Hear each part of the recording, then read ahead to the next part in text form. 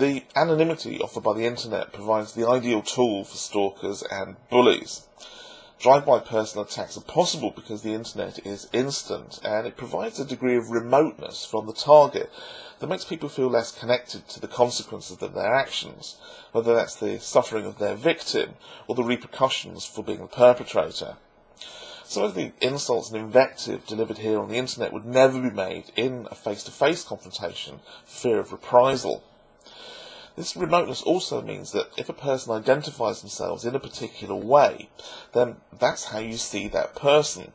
Your first view is of the category and not the human being. Whilst the internet is a great social tool, it allows us to interact with people we would never otherwise have met. It also aids the human tendency to objectify people through labels: Jew, Christian, black, white, liberal, conservative, and so on.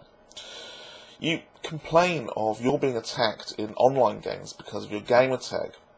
Well, you should try running a search here on YouTube to see some of the captures of homophobic abuse that some people have been subjected to. Where do you think that homophobia has its roots? Which particular social group is most critical, is most hateful towards anyone they suspect of being gay?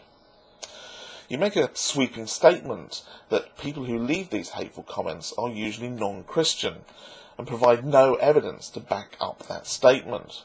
I can provide you with an example of exactly the opposite, though. Do you remember there was a young girl, a student, on YouTube who was murdered last year by her YouTube stalker? Some of the nasty, racist comments that people put on her channel were nauseating. What kind of things were they saying? Well, there was extensive use of the N-word, and a considerable number voicing how pleased they were that yet another black person was roasting in hell. So I ask you, who believes in hell, Anthony? Non-Christians? You're guilty of this all the time. It's called cherry-picking.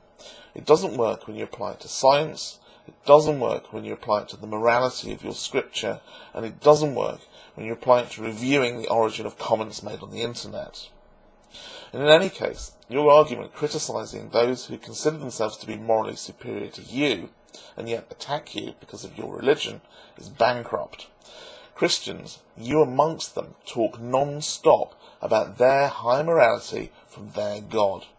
And you are the first people to attack anyone of whom your particular interpretation of the scripture disapproves, like gay people, for example. That doesn't make it right for you to be attacked for your religious beliefs, but it undermines your whole position when you frequently use exactly the same argument of moral superiority to condemn and attack others. Your scripture contains some good lessons about beams and gnats. You say that you read it, but somehow you just don't seem to get the message. Your suggestion that people should think about what they're posting on the internet, perform some kind of analysis to see whether it's wise or makes sense, that's good advice. But it does raise a question in my mind, in particular concerning a recent video that you posted, and then thankfully withdrew quickly before the potential victim saw it. And the question is this. You urge us to give some thought to what we're posting. When are you going to follow your own advice?